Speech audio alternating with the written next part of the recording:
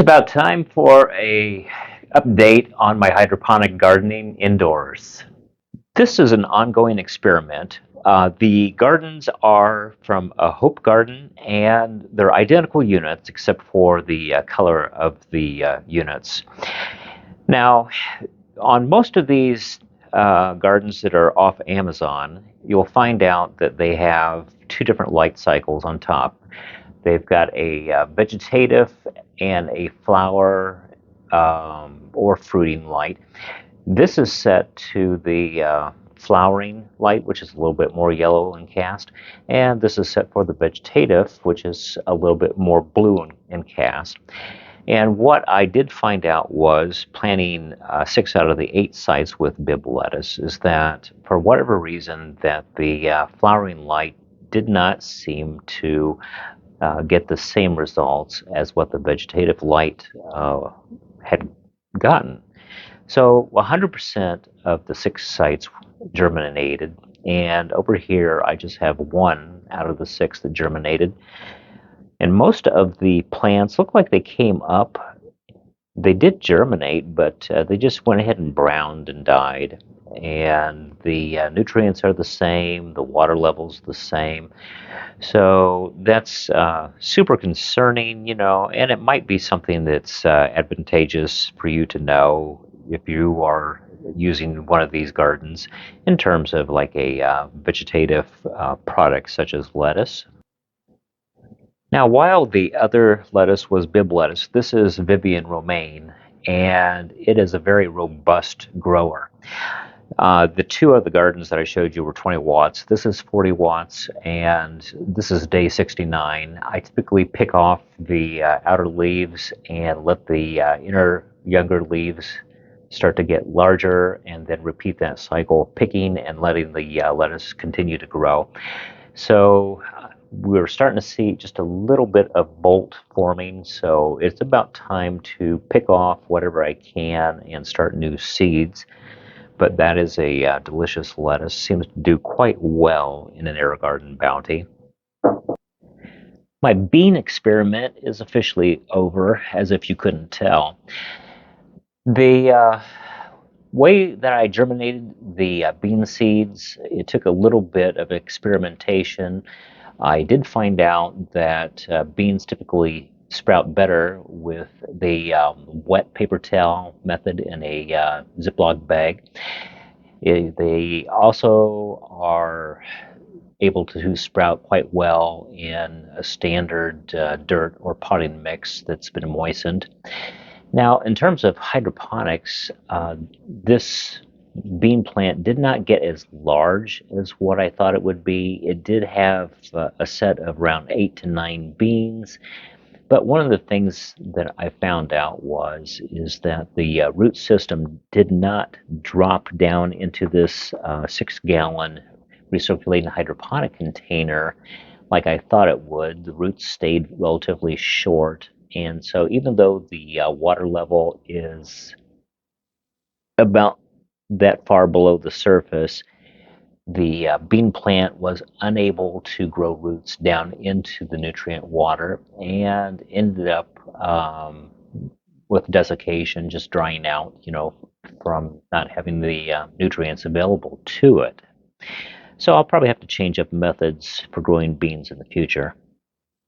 Now, this has been the surprise. I tried before to take one of these 10-watt AeroGarden Sprouts. I have 3 plant sites, and I planted 3 pods with petunias. Didn't get anything to germinate, even though it was a fresher set of seeds from AeroGarden. Now, my second attempt, I did another 3 pods, and one of the 3 pods came up, and it was about 60 days before I saw germination start to happen. So if you're doing petunias, they really seem to have a lot of variability, and patience is probably required. I've had some people tell me that if I were to choose some of the other varieties of vining, cascading petunias, that I might see a little bit faster germination. Now, this one is just blowing me away in terms of the number of blooms in this tiny garden. Like I said, that's only 10 watts, and it is just loaded with these beautiful petunia flowers. Now, what I'm probably going to end up doing is putting this into a larger container and seeing if I could have these flowers over the winter and possibly try to cut and clone the plant and find out how well that works. This system that you see is from LetPot. It's an MP1, and basically it has a pump that pulls water up out of a reservoir and fills the bottom of the unit. And each of these pots, you can see how large they are, gets sub-irrigated that way. And I'm probably going to test that out. Since the unit is about 40 inches long, when the two sections are put side by side, I will probably need to get a different grow light to be able to cover that entire amount of grow surface. And what you see here are micro-dwarf tomatoes. I selected the AeroGarden Golden Harvest variety and planted 2 pods. Now, this pod on the left only has 1 seed that germinated, and it germinated later. The other pod that was on the right-hand side had multiple plants, and I did a video where I took the grow sponge out of the basket, sliced it down the middle, extracted the other seedlings, and put those into new sponges and baskets. And these are all the plants that came from that other pod. This is the original, and these other ones, this one's not growing as quickly. This one is just enormous, and this one over here is a pretty good size also. So I'm going to end up with 5 plants, and an AeroGarden 40-watt Bounty.